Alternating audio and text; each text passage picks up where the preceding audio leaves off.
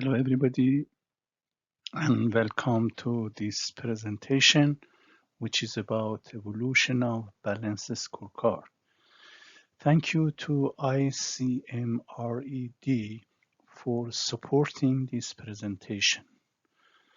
So, my name is Dr. Davood Askarany from University of Auckland Business School. So, University of Auckland is number 1 in New Zealand.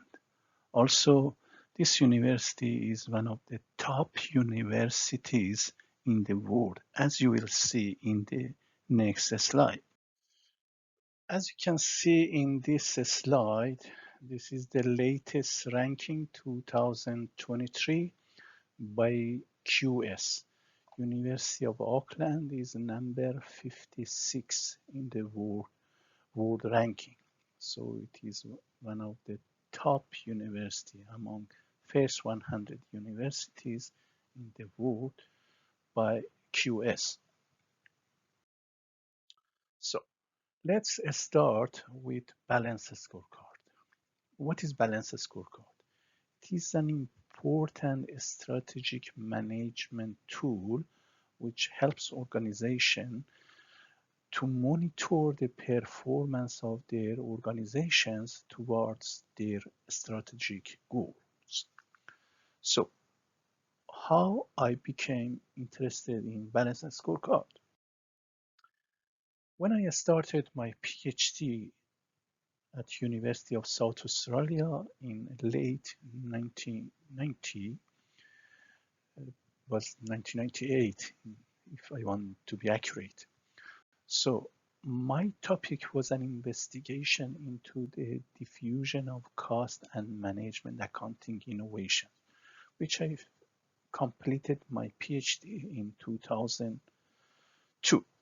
So I was investigating a number of management accounting innovations, including balanced scorecard, activity-based costing, target costing, activity-based management, and a few more. So to do my PhD, I started looking and searching for latest management accounting innovations at that time, late 1990. So I found out that balanced scorecard was one of the latest management accounting innovation, which was introduced by Robert Kaplan and David Norton in early 1990. When I read more about balanced scorecard and to find out what was the reason for introducing balanced scorecard and what was the problem with previous management accounting tools and techniques and what balanced scorecard was supposed to offer, I noticed that one of the main reason for introducing balanced scorecard as at that time was that financial indicators were not good enough or comprehensive enough to reflect the overall performance of organizations. So they are just focusing on financial indicators like income statement, return on assets, return on investment, sale value, and so on. So they were too narrow. What about customer satisfaction? So you may be able to make more money, more profit this year by overcharging your customers, but how can you be sure that those customers are coming back to you in the future? So, and also you may be able to make some profit this year, but there are new innovations in your industry. You are behind in terms of technology. So what about next year? Are you able to cope with the competition in the market? That was the main reason. If you just wanted to focus on financial indicators, you ignore some other perspectives which are also good to assess your performance. And the main argument was that current financial indicators are not good or comprehensive enough to capture the whole performance of the organizations. So we need to think about other tools which are able to incorporate other indicators. And that was the main reason for introducing balanced scorecard at that time. So based on that argument, they introduced balanced scorecard, and the classic balanced scorecard had four perspectives: financial perspectives, which we used to use them in terms of balances, in terms of balance sheet indicators like income, like return on investment, and all those financial indicators. Then additional indicator or perspective was customer perspectives, and then next one internal process, and the last one learning and growth. So they added three more perspectives to financial, such as customer, internal process, and learning and growth. So in terms of financial perspective, as before, financial perspective focuses on financial performance, such as revenue growth, profitability, and so on. Customer perspective considers customer satisfaction and loyalty. Are they going to stay with you? How satisfied they are with the goods or services which you provide for them. And then internal process perspective looks at efficiency and effectiveness of internal operation. So no matter if you are a manufacturing company or service organization, you have some process. So the question is, in terms of your process, are you using the latest technology? Are you able to compete with the latest innovations in the market? And then learning and growth, which concern with the development of organization, people, and capability. So it's very close. It has very close relationship with internal process and perspective. So whether you are training your people to be able to use the latest technology, and they are up to date in terms of learning and being able to use the latest technology and so on. So this was the classic balanced scorecard, which they introduced in early 1990, which had four perspectives. So when we talk about balance, is a balance between short-term and long-term goals, and also between all four perspectives, which we discuss in terms of financial, in terms of customer satisfaction, in terms of learning and growth. So you cannot focus on one perspective. Of course, we cannot provide you, or maybe say all organization must follow or apply the same weighting for four perspectives. For example, if we have four perspectives, we suggest that all organizations need to, for example, give 25%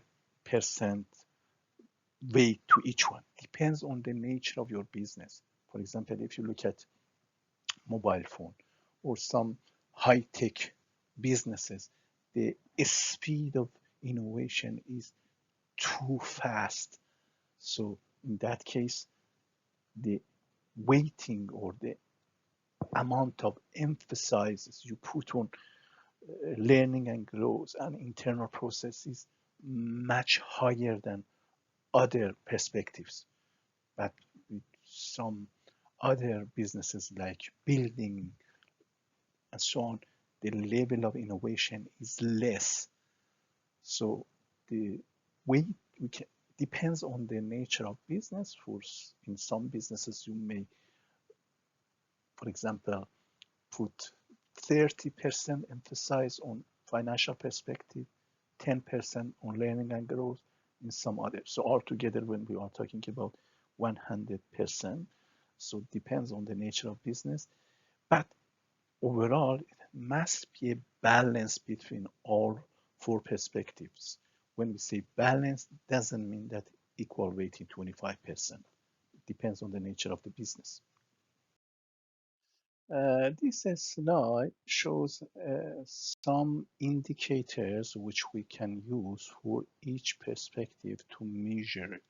For example, in terms of learning and growth, we can use look at the number of new products, patent, and skills, for example, development of employee skills as indicators to measure learning and growth.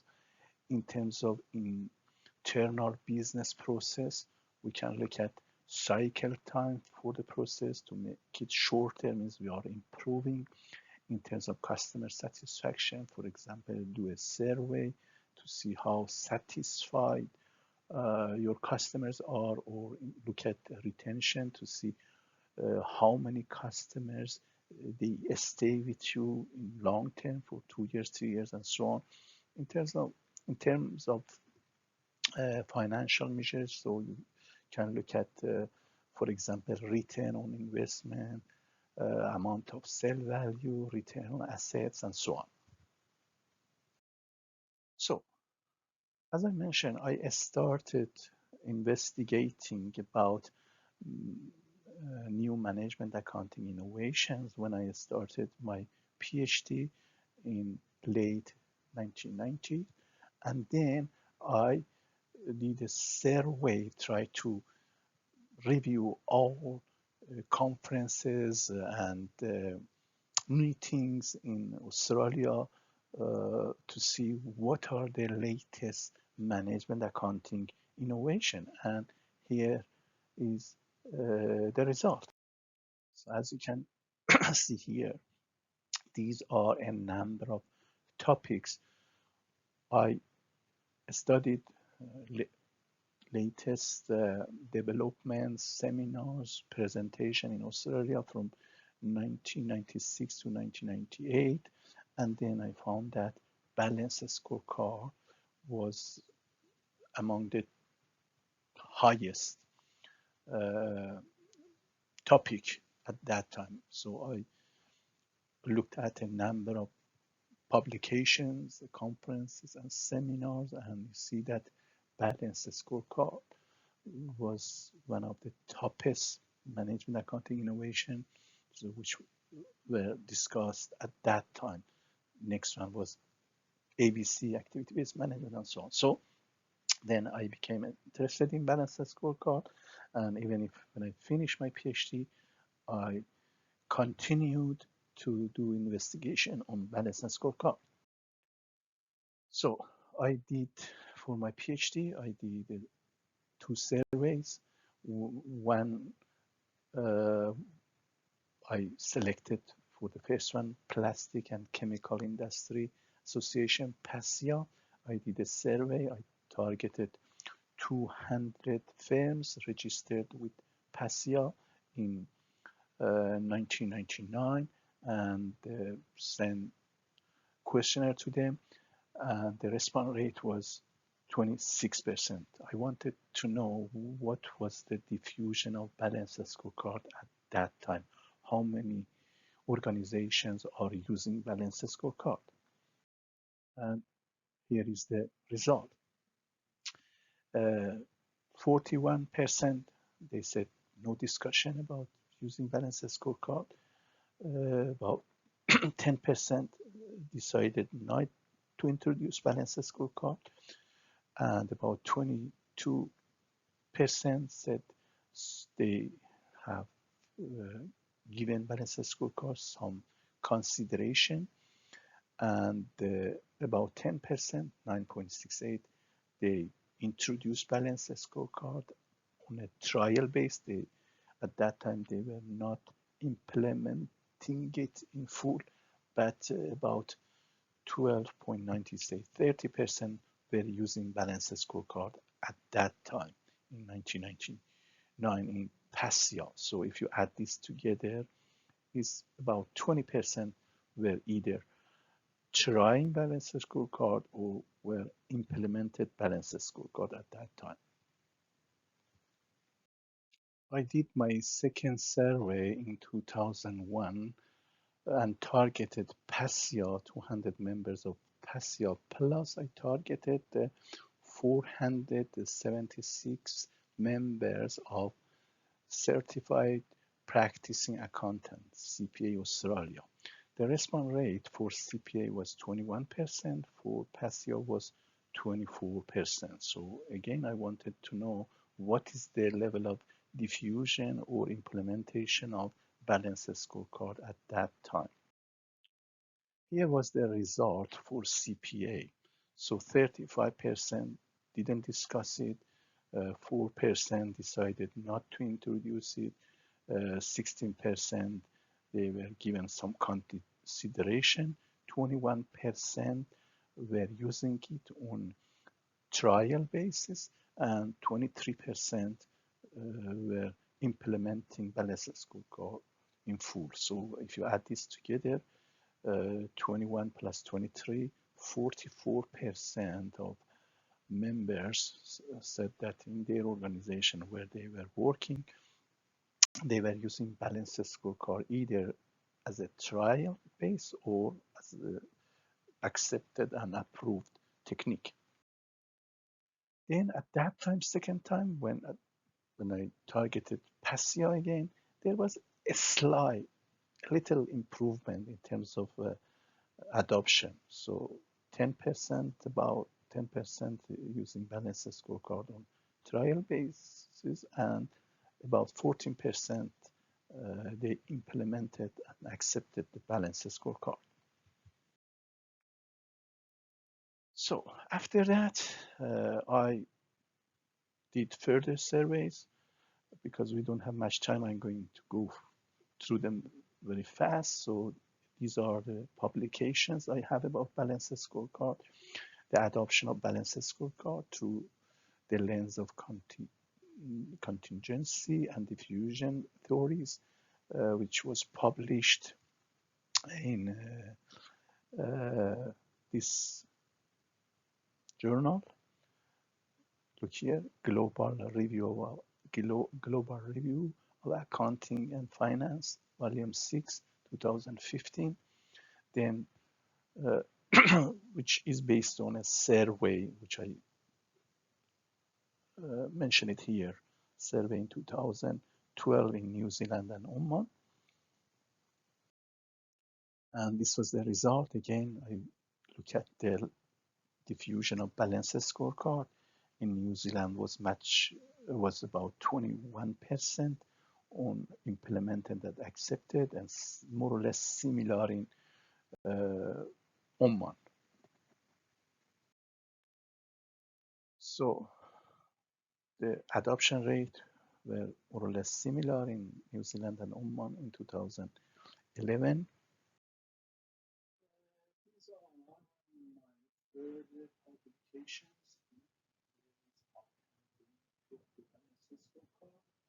Published in Global Journal of Technology Organization in 2017, and then the diffusion of balanced scorecard on respective adapters, elements from Australia, published in Review of Economics and Finance in 2018. To summarize the results of my study through the years, when the based of balanced scorecard up till now, I can classify the development balance scorecard into a number of generations. First generation is about the classic balance scorecard, which I introduced for perspective, and the main focus of balance scorecard, the center was on control.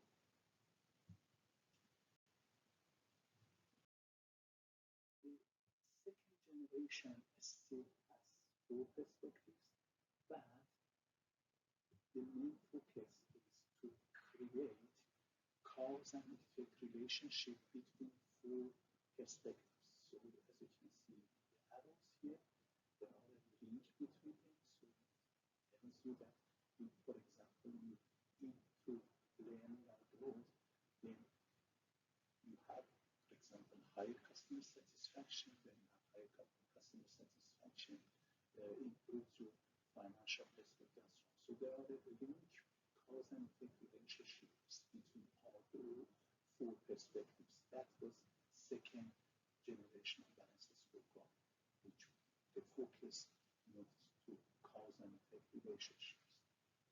So you can see here what drives performance. We try to have less KPI, but create a link between four perspectives. So under this generation of balance scorecard, we can talk about leading indicators and lagging indicators. As you can see here, each perspective can be a leading factor for next perspective, leading to the final outcome, which is financial performance. So here, lagging indicator could be all financial performance, and previous indicators can be considered as leading indicators.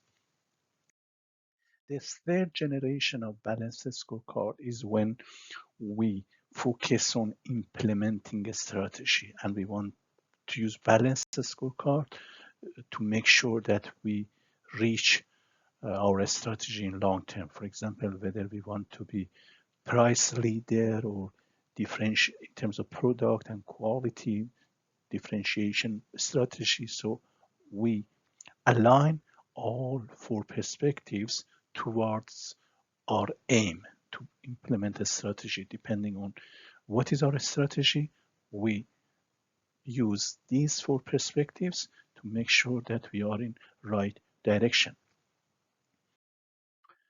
And finally, the fourth generation of balanced scorecard, which is still under development, is to consider external factors. So these factors here, we ignore environment, we ignore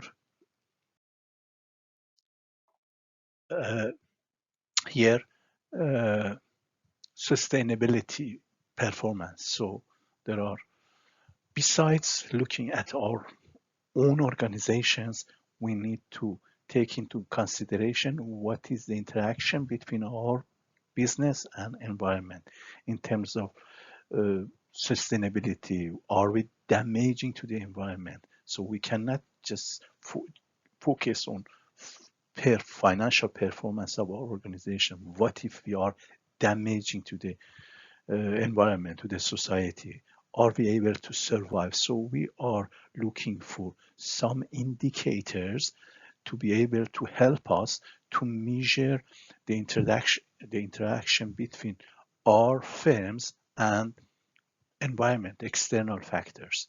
So that's is the latest generation of balanced scorecard, which is under development. So I'm going to stop here and finish my presentation at this stage. Thank you very much and wish you all the best.